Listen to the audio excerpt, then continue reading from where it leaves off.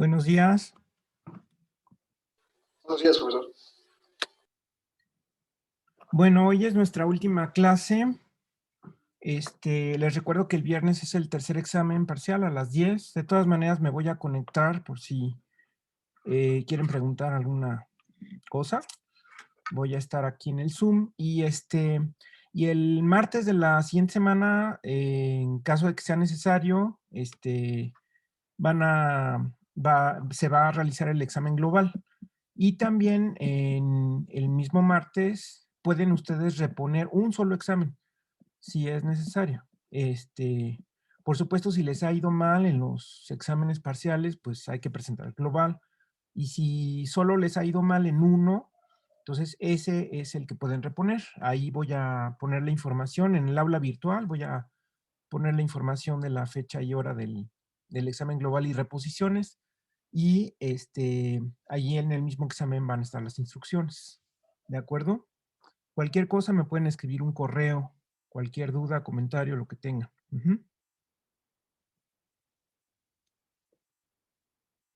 No sé si hay alguna pregunta sobre lo que hemos visto o algún comentario que tengan. Voy a volver a explicar esto último que vimos de la ecuación de clase. Ya son los últimos temas. Pongan atención porque son muy interesantes las demostraciones y en particular la demostración del teorema de Cauchy y la demostración de un teorema que incluso generaliza al teorema de Cauchy. Hoy lo vamos a ver. Bueno, entonces, recuerden ustedes, hicimos un paréntesis porque vamos a construir la herramienta que es la ecuación de clase que nos va a permitir demostrar el teorema de Cauchy. El teorema de Cauchy es una especie no tan general, o sea, no es tal cual el recíproco del teorema de Lagrange, pero se acerca. Lo que dice el teorema de Cauchy es que si tengo un grupo finito y tengo un divisor que sea primo, número primo, entonces en efecto existe un subgrupo de orden S'. ¿Ok? Entonces vamos a demostrar ese teorema con la ecuación de clase. Ahora, para construir la ecuación de clase, lo que hacemos es, por un lado, hacemos dos cosas. Por un lado, definimos esta relación de equivalencia que está en pantalla, que es una relación que ya habíamos mencionado en el sentido de, bueno, incluso habíamos mencionado el concepto de subgrupo conjugado, que era hacer esto mismo pero con un subgrupo, y eso tenía que ver con los subgrupos normales. Pero también les había mencionado que había elemento conjugado. Entonces, elemento conjugado es, así como dice aquí la definición, observen ustedes cómo, dado el elemento X, que ustedes ven aquí en pantalla del lado derecho, a ver, aquí lo estoy señalando, dado esta X, ahí está la X, entonces, dada la X, estamos construyendo un conjugado de X, que es este elemento, que se obtiene al multiplicar a la izquierda por un elemento y a la derecha por el inverso de ese elemento. Eso es un conjugado, ¿de acuerdo? Entonces establecemos la relación de conjugación. ¿Qué relación va a ser? Dos elementos van a ser parientes, van a estar relacionados si uno es el conjugado del otro. ¿Ok? Sencillo. Entonces, eso es una relación de equivalencia, según se puede ver muy fácilmente, e induce una partición. Ahora, si ustedes observan los elementos que tienen un solo conjugado, son aquellos que al hacer el conjugado, aquí, por ejemplo, este que tienen aquí, que esto de X, y ya no hay otra posibilidad, no hay otro elemento que sea conjugado. Entonces, si esto es X para toda A, eso quiere decir, si esto es igual a X para toda A, es exactamente lo mismo a decir que AX es igual a X por A para toda A, es decir, que X está en el centro.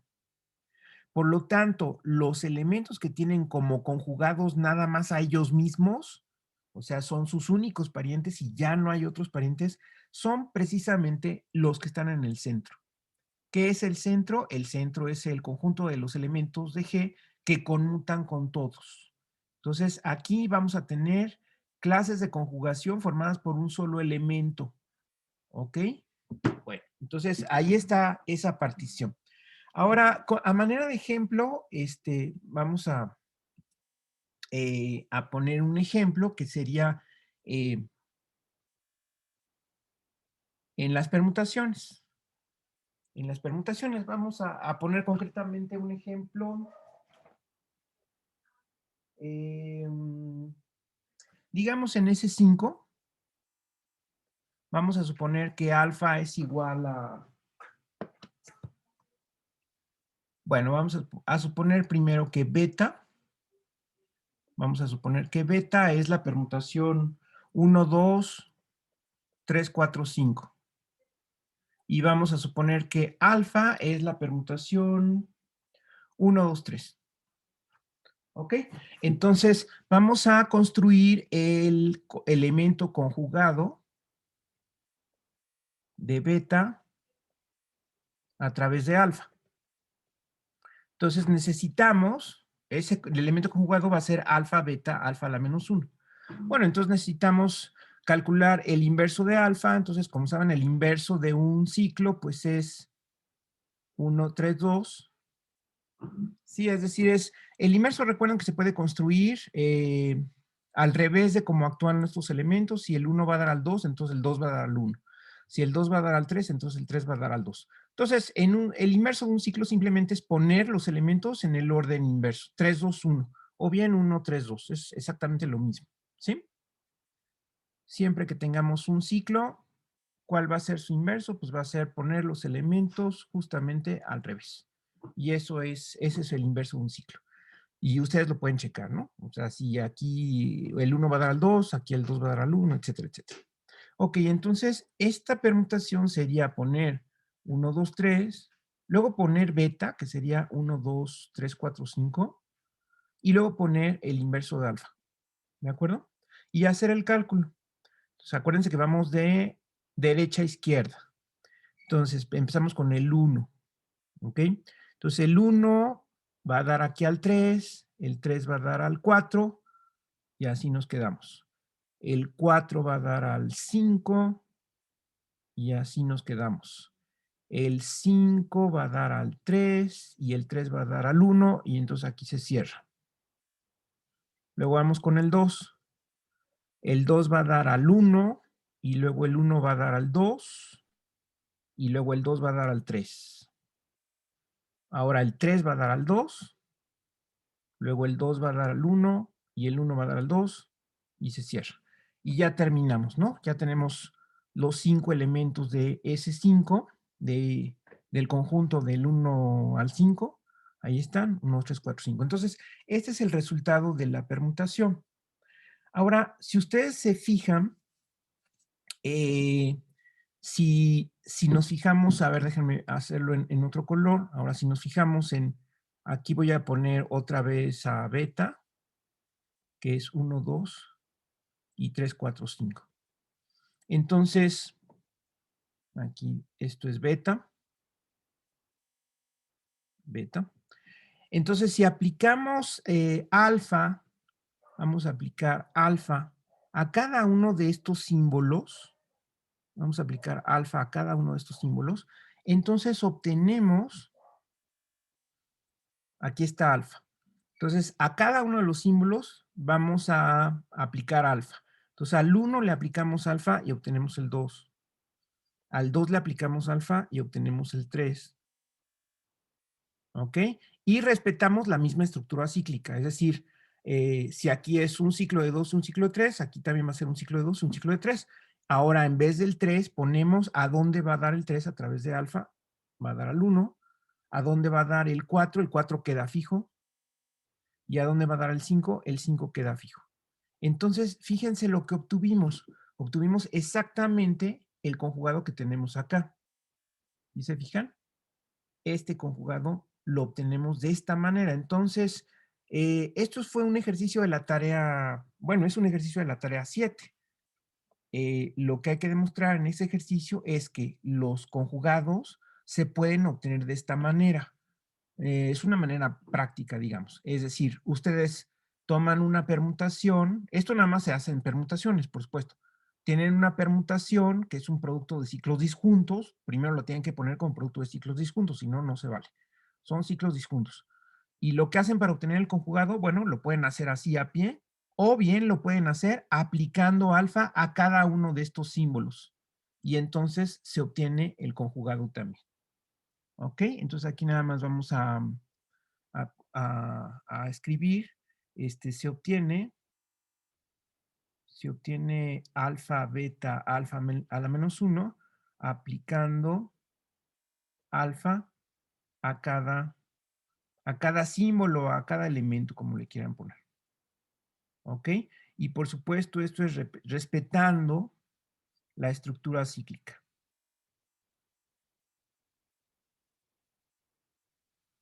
¿De acuerdo? Entonces, ¿sí se entendió? ¿Preguntas?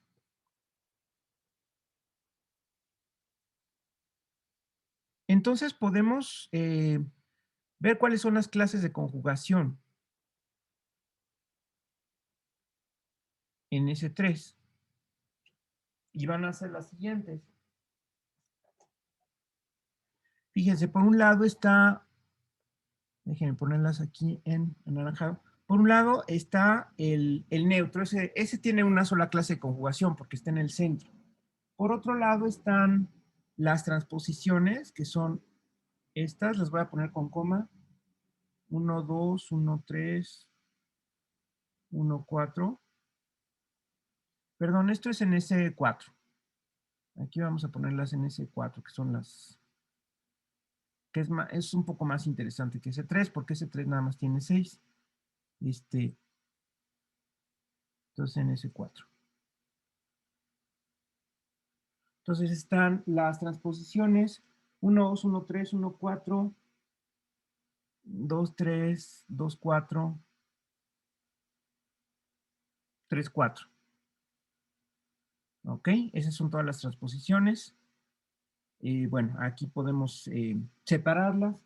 Luego están los productos de transposiciones, que serían 1, 2, 3, 4, 1, 3, 2, 4 y 1, 4, 2, 3. ¿Ok? Esos son productos de dos transposiciones. Luego están los tres ciclos, que es 1, 2, 3 con su inverso, 1, 3, 4 con su inverso. Perdón, estos son separados por comas. Todos estos son los tres ciclos. Y luego es el 1, 2, 4 con su inverso.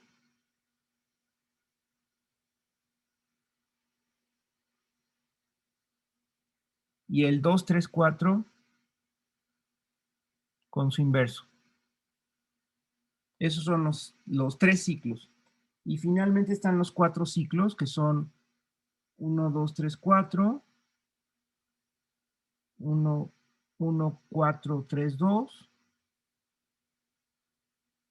1, 2, 4, 3, 1, 4, 2, 3,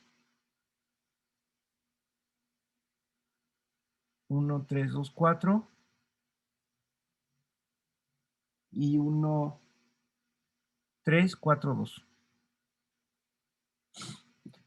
Ok, si se fijan en las clases de conjugación, si está un elemento, están sus inversos también están, ¿no? Fíjense entonces que todos los elementos que están emparentados, bueno, aquí los voy a separar por líneas.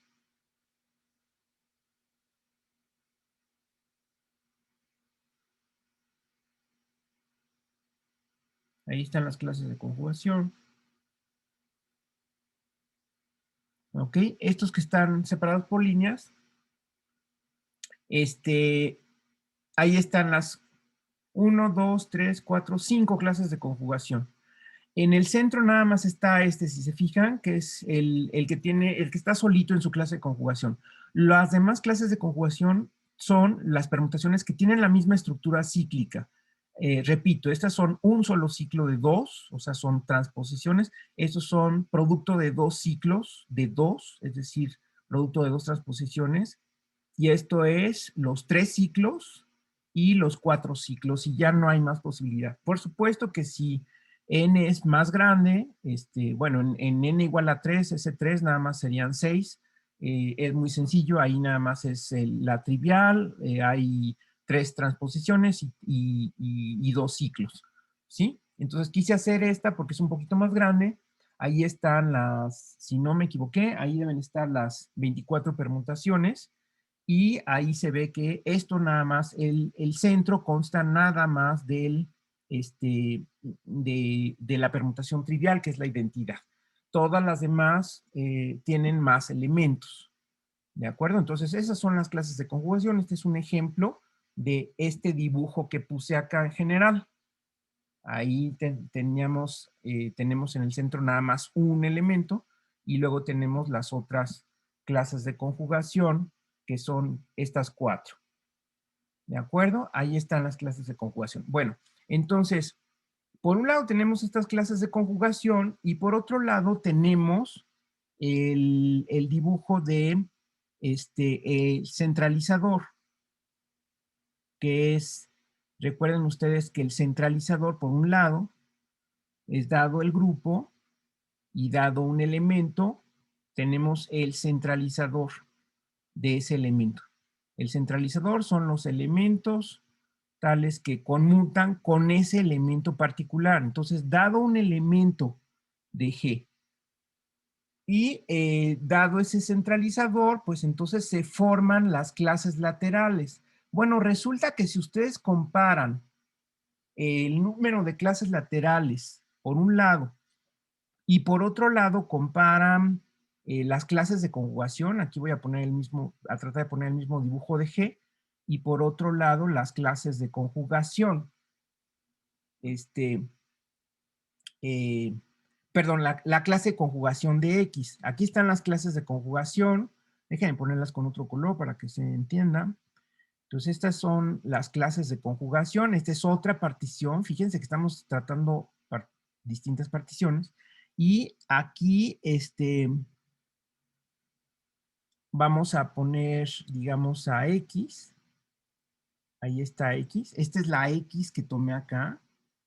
La X que tomé acá, que está, posiblemente está aquí, porque X conmuta consigo mismo, entonces X está en su mismo centro, ¿no? Entonces ahí está X. Esto es un subgrupo, ¿sí? Y lo que establecimos es que hay una correspondencia biunívoca entre los elementos que hay aquí adentro, fíjense, aquí adentro de la clase de X.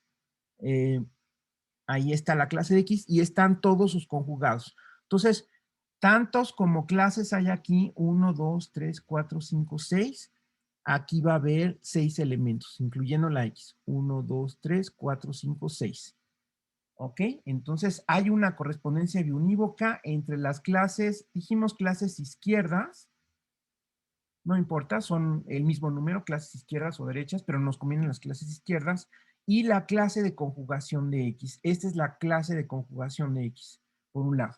Y esta es la partición de las clases izquierdas del centralizador, que así lo habíamos puesto, son las clases laterales izquierdas, poniendo el subgrupo a la izquierda, y ese es el conjunto de pedazos que tiene este rompecabezas. Entonces, la correspondencia biunívoca está entre cada una de estas clases y un elemento de aquí, ¿de acuerdo? Bueno, de hecho aquí, perdón, aquí es, la correspondencia está entre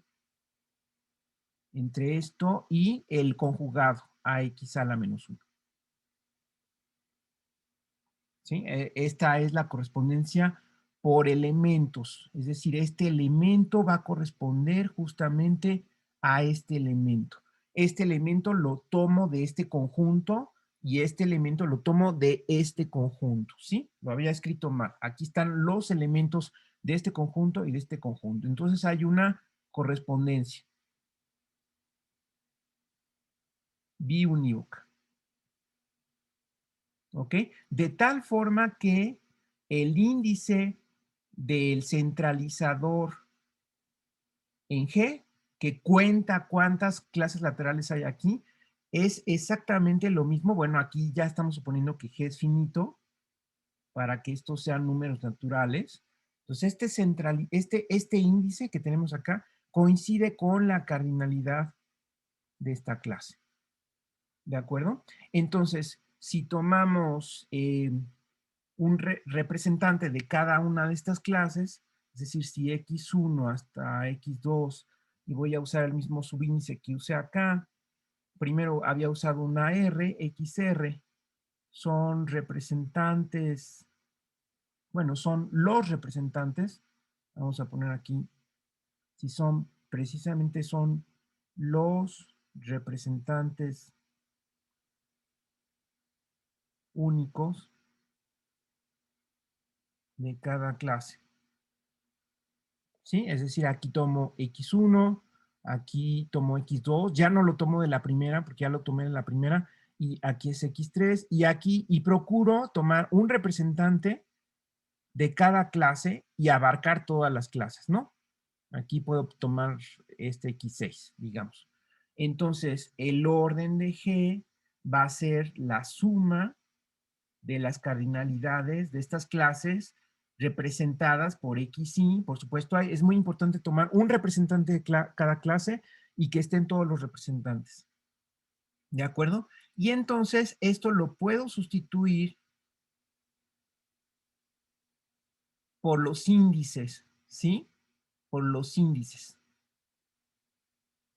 Y luego puedo separar las clases que tienen más de un elemento, que serían, aquí entonces voy a poner una S, porque entonces voy a contar nada más hasta S, pensando que aquí, ahora, supongan, aquí no dibujé clases de conjugación triviales, pero suponiendo que tenga una clase de conjugación trivial, entonces no las voy a incluir acá, aquí nada más voy a incluir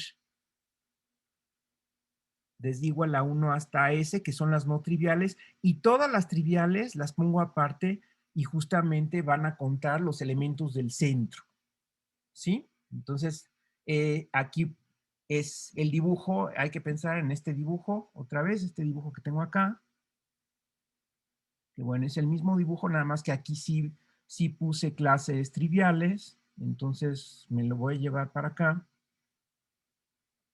Entonces, este dibujo que tendría aquí, lo voy a reducir un poquito, ¿sí? Este dibujo, bueno, es esto mismo que tengo aquí arriba, nada más que aquí sí puse clases triviales. Entonces, todas estas clases triviales las saco de la primera suma, entonces en vez de ser R van a ser S, que son estas no triviales, y todas las triviales las junto y cuento entonces los elementos del centro de G.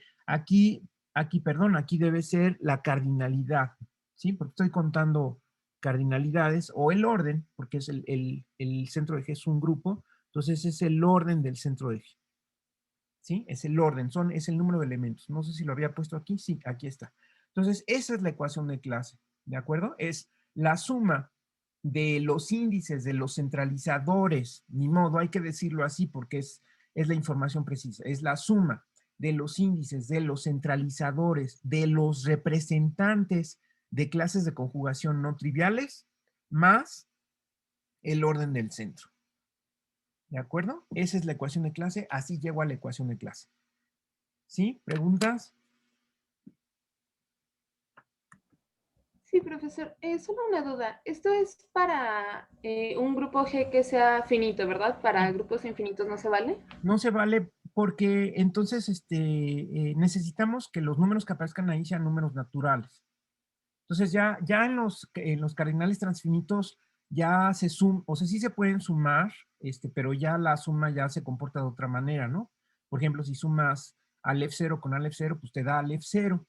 Entonces ya no se puede usar la misma argumentación. Entonces esta suma, cada vez que aparezca una suma en teoría de grupos, es una suma de números finitos. Y por lo tanto hay que suponer que el grupo es finito. ¿De acuerdo?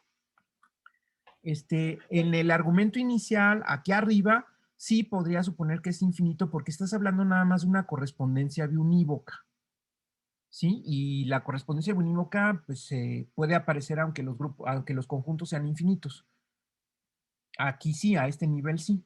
Equiparar, digamos, el número de clases o la cardinalidad de las clases laterales que aparecen aquí con la cardinalidad de este conjunto, ahí sí podría hablar de infinitos, pero en el momento en que aparecen las sumas, ya tengo que suponer que el grupo es finito. ¿De acuerdo? Otra pregunta. Bueno, entonces, una vez que tenemos eso, vamos ahora sí a demostrar el teorema de Cauchy. Ok, entonces, nuevamente enuncio el teorema de Cauchy.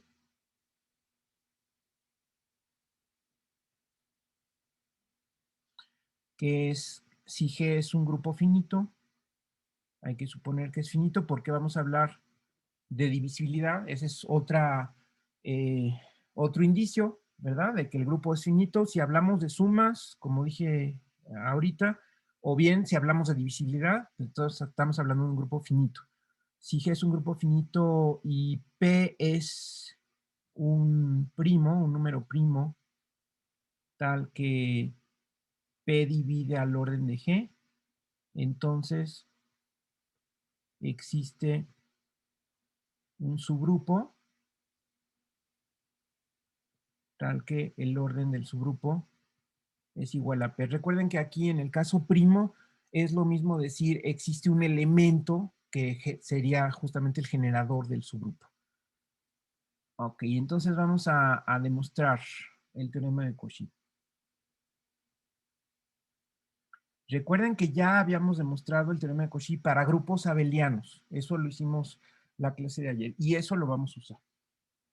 Ok, entonces nuevamente vamos a usar, y en todos estos teoremas se usa la inducción. Entonces es por inducción y vamos a usar el segundo principio de inducción sobre el orden de G, que vamos a llamar N. ¿Ok? ¿Eso qué quiere decir? En el momento en que escribo esto, ¿qué quiere decir? Que voy a suponer el teorema de Cauchy para grupos de orden menor que N. ¿Sí? Es decir, suponemos que vale el teorema para todo grupo de orden menor, menor estrictamente que n. ¿Sí? Y lo vamos a demostrar para n. El orden de G es igual a n. Estamos suponiendo que el orden de G es igual a n. ¿Ok? Entonces, esa es la hipótesis de inducción.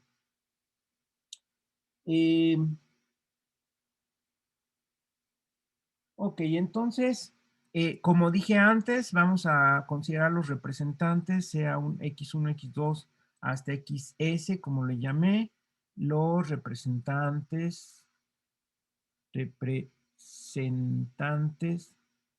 de las clases de conjugación no triviales.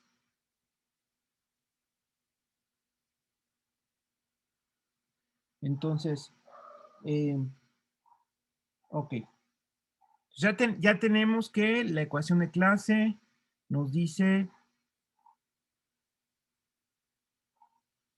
que el orden de G es igual a la suma desde igual a 1 hasta S de los índices de los centralizadores más el orden del centro de G.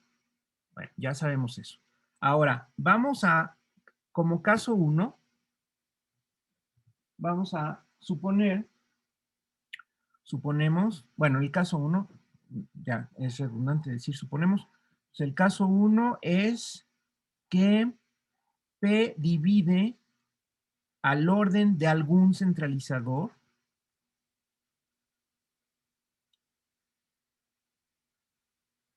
para algún I que va desde 1 hasta S. ¿Ok? Ese es el caso 1. Vamos a suponer primero que el primo, estamos suponiendo que el primo divide al orden de G. Esa es hipótesis. O sea, ya estamos suponiendo que el grupo es finito de orden N, que el primo P divide al orden de G. Esa es la hipótesis. Queremos demostrar la tesis. Y además estamos suponiendo el teorema para todos los grupos de orden menor que n por principio de inducción. Entonces, primero, vamos a suponer que divide algún algún orden de algún centralizador de los representantes que tengo acá. Entonces, en ese caso, observen ustedes que el orden del centralizador es en efecto menor que n, porque que un centralizador sea igual al grupo significaría que el representante está en el centro. Aquí pues que el centralizador de x es igual a g, eso significa que x está en el centro. Y los representantes que tenemos de este lado son los que no están en el centro. Recuerden ustedes que esto se divide en dos. Los que están en el centro, los que no están en el centro. Y en la primera suma que tenemos ahí en la ecuación de clase son los que no están en el centro. Por lo tanto, este centralizador, estos centralizadores que aparecen aquí son de elementos que no están en el centro y por lo tanto su orden es estrictamente menor que n, ¿sí? Porque que esté en el centro es que sea todo g, o sea, los que conmutan con x son todos, si está en el centro son todos, pero eso no puede ser, porque no está en el centro. Entonces, el orden es estrictamente menor que n. Y entonces podemos aplicar hipótesis de inducción. Entonces, por la hipótesis de inducción, entonces existe un subgrupo del centralizador tal que el orden de ese subgrupo sea P, y bueno, este subgrupo, por lo tanto, también es subgrupo de G. Y entonces ya encontramos al subgrupo de orden P que está metido en G, ¿ok? Entonces ese es el caso 1 que ya nos sale lo que queremos mostrar. Entonces ahora, de caso 2 vamos a poner justamente lo contrario de esto. Es decir, vamos a negar esto que está aquí, esta parte que está aquí. Entonces la negación de esto es que no divida a ningún orden del centralizador, ¿sí? Es decir, el orden de, perdón, el primo P no divide al orden del centralizador para todo y desde 1 hasta S. Esa sería la negación, porque el caso 1 es divide a alguno, entonces este es no divide, para todo y no lo divide, ¿ok? Pero entonces, como el orden de G es igual, por el teorema de Lagrange, al orden del centralizador por el índice del centralizador, eso es por el teorema de Lagrange.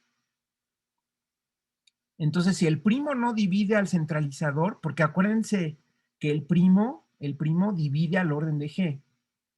Entonces, si el primo no divide al centralizador, a fuerzas tiene que dividir al índice del centralizador. Y esto es para todo i desde 1 hasta s. ¿De acuerdo? Fíjense, como de la negación de la divisibilidad de este factor, deducimos, puesto que es primo, ¿sí? Aquí también acuérdense que estamos usando la hipótesis de que P es primo. Entonces estamos usando muchas cosas. P es primo, P divide al orden de G, divide este producto de números. Entonces no divide a este, tiene que dividir a estos para todos. ¿Ok? Entonces observen la ecuación de clase. P es un factor del orden de G. También P es un factor de toda esta suma, puesto que divide a todos estos. Estamos en el caso 2. Por lo tanto, otra vez, por propiedades de divisibilidad, tiene que dividir a este término, ¿no? Si ustedes, si se fijan, este es un número, este es otro número, este número lo podemos pasar para acá restando, son números naturales. Entonces, si P divide al orden de G y P divide a este número, divide a la resta, es decir, divide al orden del centro. Entonces, por la ecuación de clase,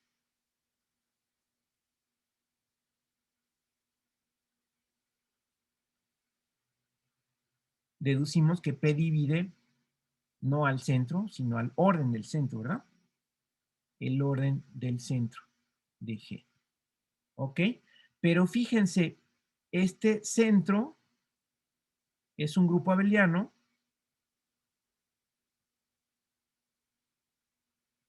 y ya, ya sabemos que para los grupos abelianos eh, se vale el teorema de Cauchy. Entonces, por teorema anterior, ya sabemos que existe un subgrupo del centro de G tal que el orden de H es igual a P y por supuesto este subgrupo es subgrupo también de G. Entonces ahí también ya encontramos el subgrupo que buscamos. ¿De acuerdo? Y esa es la demostración del teorema de Cauchy usando la ecuación de clase. ¿Preguntas?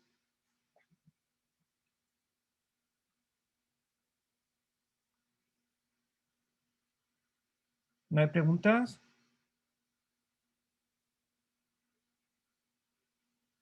¿No?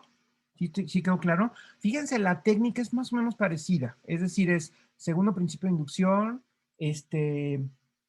considerar las propiedades de los primos y las propiedades de divisibilidad. En particular, las propiedades de los números primos es una que siempre se usa, es si divide a un producto, divide a alguno de los dos. ¿Ok? Y usar que los centralizadores son subgrupos del grupo. Entonces son grupos ellos mismos y a ellos se les puede usar, se les puede aplicar la hipótesis de inducción porque son grupos ellos mismos. ¿Sí? Y la manera como se dividen los casos. Si divide alguno, ahí estamos usando que los centralizadores son grupos, o si no divide a ninguno, y entonces usamos la propiedad del primo para deducir que divide a todos los índices y por lo tanto divide a toda esta suma y concluimos que divide al orden del centro. Y ahí ya usamos que el centro es un grupo abeliano y por lo tanto estamos en el caso anterior de un primo que divide a un grupo abeliano y entonces existe un subgrupo adentro que tiene orden P. ¿Ok? ¿De acuerdo? Bueno, ahora por último sucede que podemos generalizar un poquito más este teorema de Cauchy y tenemos el teorema de Sylow. El teorema de Sylow es un poquito más general que el teorema de Cauchy y dice, si G es un grupo finito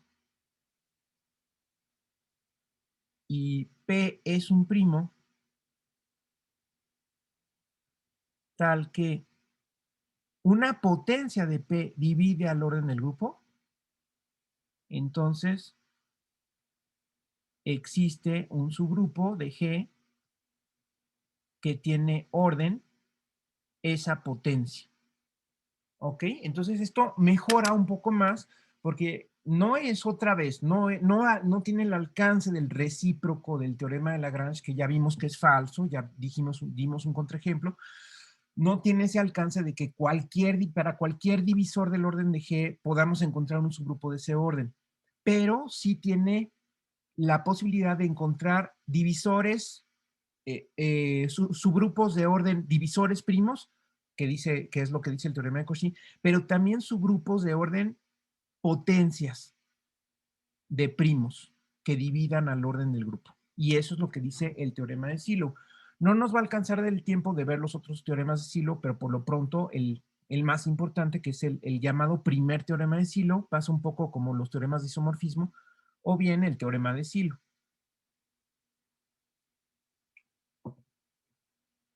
Ok, entonces la técnica es muy parecida, tiene alguna cuestión más, pero todos son conceptos que ya hemos visto en el curso. Entonces, como les dije ayer, sirve de repaso.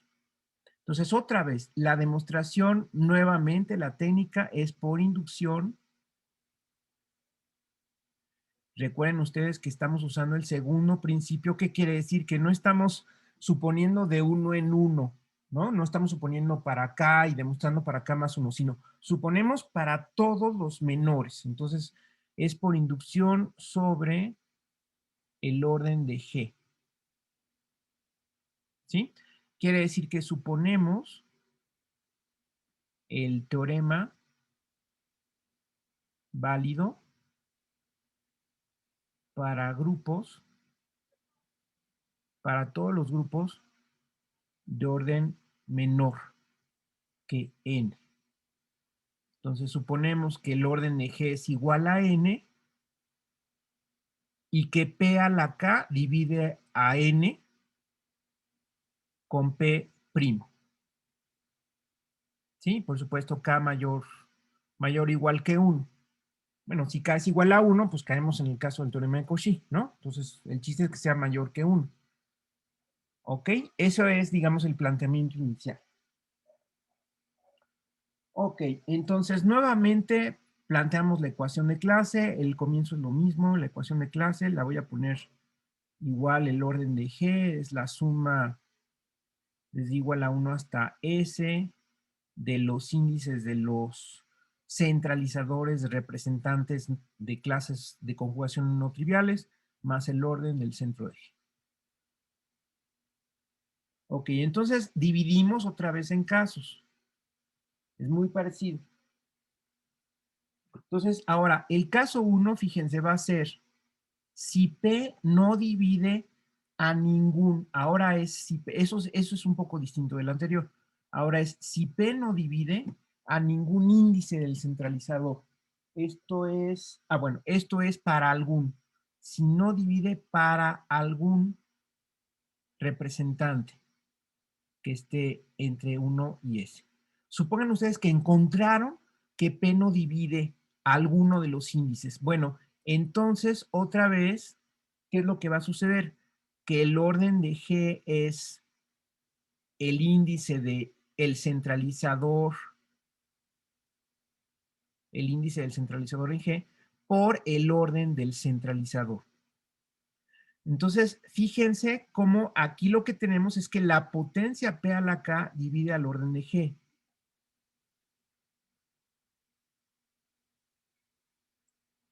Entonces, si esa potencia P a la K divide al orden de G y P no está como factor aquí, entonces la potencia completa, perdón, es que aquí ya se me acabó el espacio, aquí está. La potencia completa tiene que dividir al orden del centralizador. ¿Ok? Otra vez es una propiedad de los números primos. Aquí la potencia completa es un divisor de este número que es este producto de factores. Pero estamos suponiendo en el caso 1 que el primo no divide aquí, aquí no está el primo como factor. Entonces, toda la potencia completa tiene que estar acá. Y eso me ayuda, por lo tanto, como en el caso anterior, como el centralizador de XY tiene orden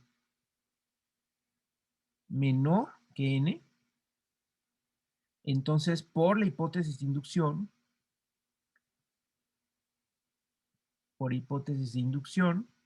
entonces tenemos que existe un subgrupo existe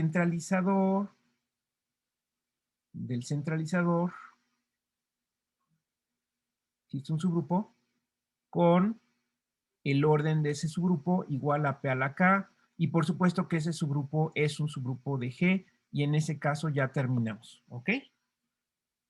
Ese es el caso 1. ¿Sí está bien? Es algo parecido al teorema anterior. Bueno, en el teorema anterior directamente el caso 1 era suponer que el primo dividía algún orden del centralizador para alguno, ¿no? Entonces aquí como estamos tratando con una potencia, para garantizar que la potencia esté contenida en todo el orden del centralizador, suponemos que no divide al índice, el primo. El caso 2 sería el exhaustivo, es decir, el contrario totalmente. Entonces el caso 2 sería lo contrario. O sea, aquí estamos diciendo que no divide a algún centralizador, entonces lo contrario sería que divide a todos los centralizadores. Esto sería para toda I desde 1 hasta S. Eso es exactamente lo contrario. Observen ustedes. Negar esto para alguno es afirmarlo para todos. Ese es el caso 2. Eso es, hay que tener mucha atención en justamente poner dos casos que sean mutuamente excluyentes y exhaustivos, ¿sí? Es A o no A. Caso 1, caso 2. Ok, entonces en este caso,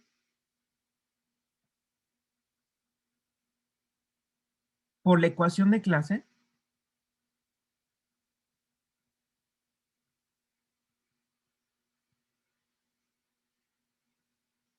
eh, otra vez tenemos la ecuación de clase, tenemos que la potencia divide al orden de G, en particular el primo divide al orden de G, si la potencia divide al orden de G, entonces el primo divide al orden de G, ¿sí? Por supuesto aquí estamos suponiendo que K es mayor o igual que 1, si no, pues no tiene chiste. Entonces el primo divide al orden de G y el primo divide a todos estos, por lo tanto, por la ecuación de clase, el primo tiene que dividir al orden de Z, ¿ok?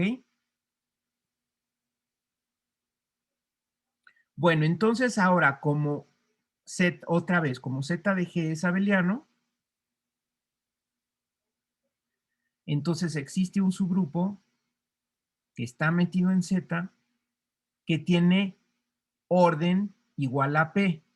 Todavía queremos encontrar, acuérdense que queremos encontrar un orden, un subgrupo de orden P a la K. Es un poco más difícil.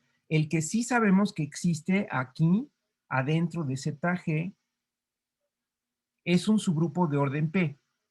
Ok, ahora fíjense, aprovechando que Z de G es abeliano, entonces, como ZG es abeliano, nuevamente, resulta que el subgrupo H es normal en G. Acuérdense, para ser normal en G, ¿qué es lo que se necesitaba? Se necesitaba que AH a la menos 1 estuviera metido en G para toda A en G, ¿verdad? Pero fíjense, como H está metido en el centro de G, conmuta con todos los elementos. Entonces, aquí, si imaginan un elemento de H, lo puedo conmutar con estos y entonces se pueden cancelar ahí a la menos 1 y por lo tanto eso está metido, no, aquí lo puse mal, ¿no? No es que esté metido en G, sino que esté metido en H. ¿De acuerdo? Entonces, como el subgrupo está metido en el centro, conmuta, sus elementos conmutan con todos y por lo tanto se vale eso y por lo tanto es normal. Y entonces podemos considerar G cociente H. ¿Ok? Ahora fíjense, el orden de G cociente H es el orden de G cociente el orden de H, que es igual a P, ¿sí? Es el orden de G, o sea, es N entre P. Esto es un número entero. Por lo tanto, si la potencia P a la K, si la potencia P a la K divide a N, entonces la potencia P a la K más menos 1 divide al orden del cociente, porque le estamos quitando un factor primo, un factor del primo P a N. ¿Sí? Y nos queda un número que es dividido por P a la K menos 1. ¿Ok? Eso es una propiedad de números enteros, ¿no?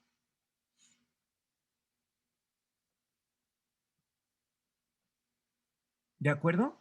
Ahora, fíjense ustedes que este grupo que está aquí, por hipótesis de inducción, por inducción, aplicamos el teorema, porque estamos suponiendo que es válido, al, al grupo cociente. ¿Ok? Y entonces existe un subgrupo, le voy a llamar T estrella, es un subgrupo del cociente que tiene orden P a la K menos 1. Esa es la hipótesis de inducción. Entonces, la hipótesis de inducción es que si tú descubres una potencia que divida el orden de un grupo de orden menor, este es de orden menor porque acuérdense que cuando hacemos el cociente, obtenemos grupos más pequeños en orden.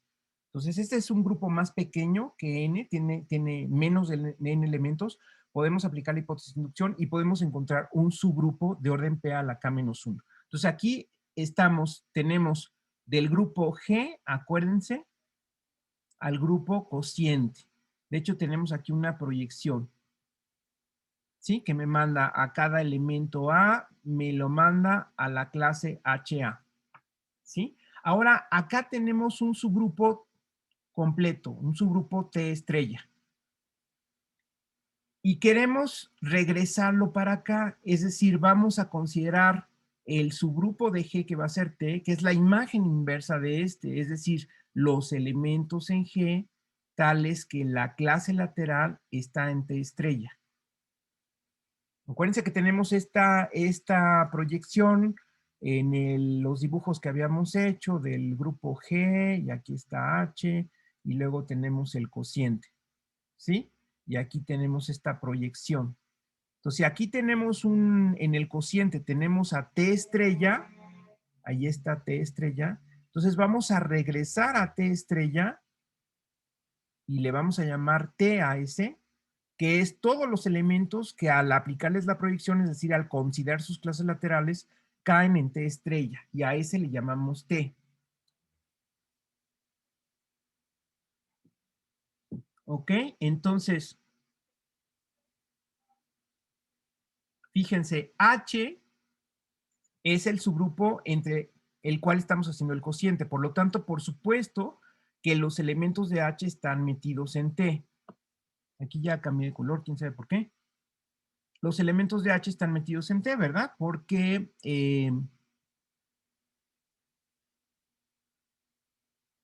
H es un subgrupo de T.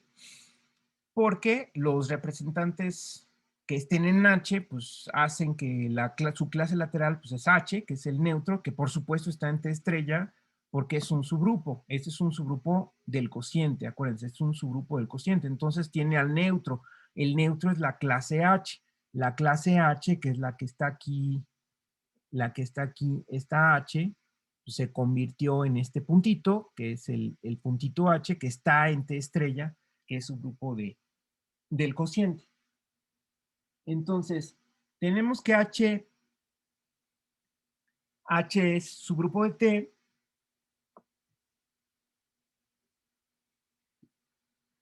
y de hecho, perdón,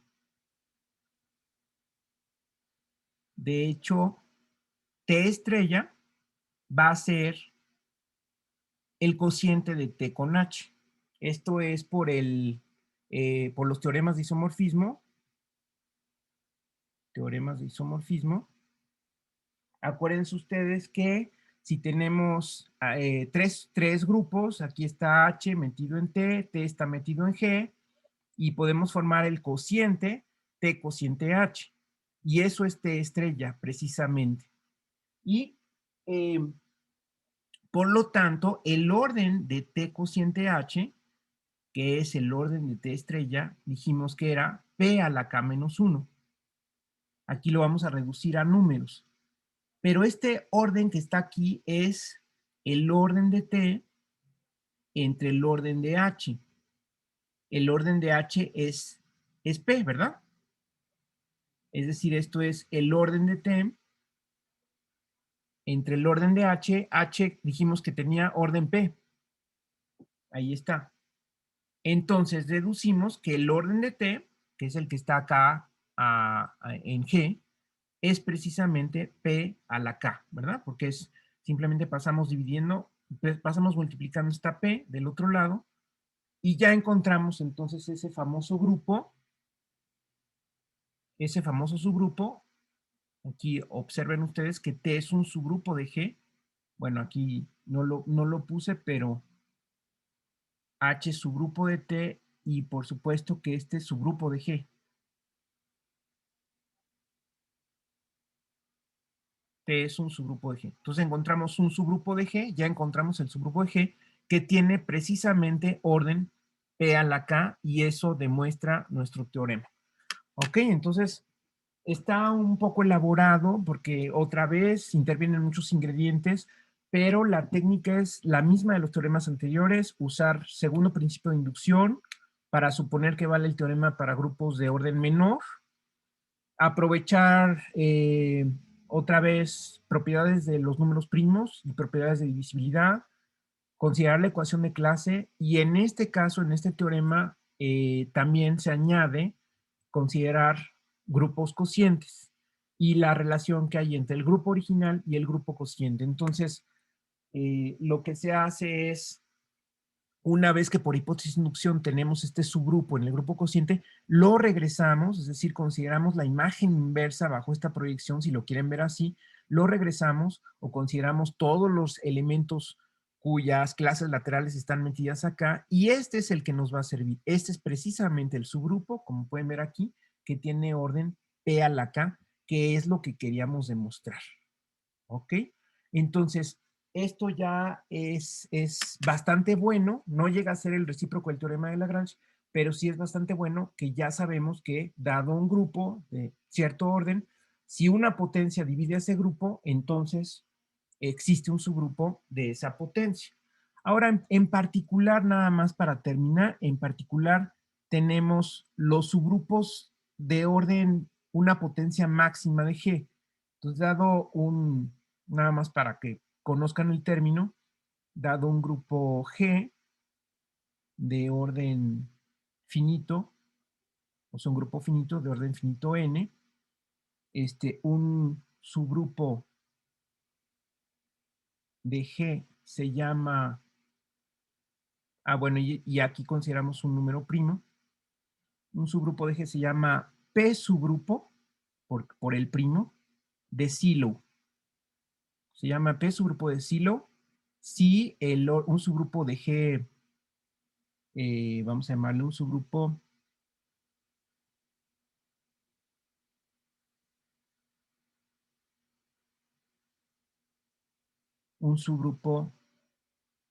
P mayúscula de G, se llama P subgrupo de Sylow, si el orden de P es una potencia P a la K, donde P a la K es una potencia que sí divide al orden de G, pero la siguiente potencia ya no lo divide, es decir, es una potencia máxima.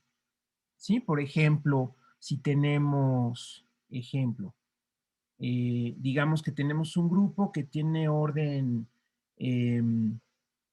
28, ¿ok? Entonces G tiene un, esto 28 es 4 por 7, ¿ok? Entonces tiene un 2 subgrupo, G tiene un 2 subgrupo de Sylow que tiene orden la máxima potencia del primo 2, es decir, tiene orden 4. Y también tiene un 7 subgrupo de Sylow. Ese subgrupo de Sylow sí tiene orden 7, porque es la máxima potencia, el propio primo es la máxima potencia que divide a G. ¿Ok? Pero también sabemos que tiene un subgrupo que ya no se llama subgrupo de Sylow porque no es la máxima potencia, pero tiene un subgrupo de orden 2, porque el 2 también divide a 28. ¿Sí? Pero los subgrupos de Sylow son los subgrupos que tienen orden una potencia máxima de un primo que divide a G. Y sabemos por los teoremas anteriores entonces que existen estos subgrupos. Eso es muy importante, que ya sabemos que existen esos subgrupos de orden 2, de orden 4, de orden 7, por los teoremas tanto de Cauchy como de Sylow. Y con eso terminamos. No sé si tengan alguna pregunta.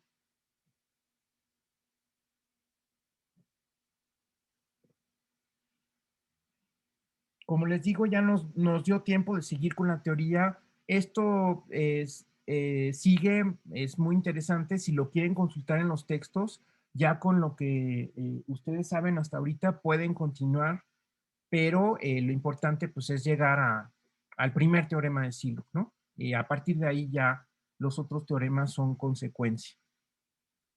Entonces, no sé si hay alguna pregunta, que tengan algún comentario. ¿Todo bien?